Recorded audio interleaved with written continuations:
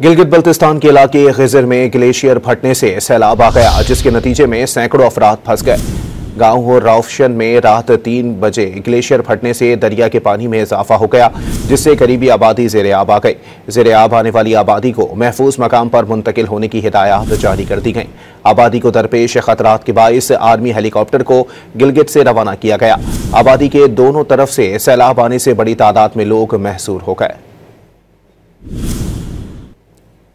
गिलगित बल्तिस्तान के इलाके खिजर में ग्लेशियर फटने से सैलाब आ गया, जिसके नतीजे में सैकड़ों अफराद फंस गए। गांव और रावशन में रात 3 बजे ग्लेशियर फटने से दरिया के पानी में इजाफा हो गया, जिससे करीबी आबादी ज़ेर-ए-आब आ गई। ज़ेर-ए-आब आने वाली आबादी को महफूज मकाम पर मुंतकिल होने की हिदायत जारी कर दी गई। आबादी को दरपेश खतरात के बाइस आर्मी हेलीकॉप्टर को गिलगित से रवाना किया गया। आबादी के दोनों तरफ से सैलाब आने से बड़ी तादाद में लोग महसूर हो गए।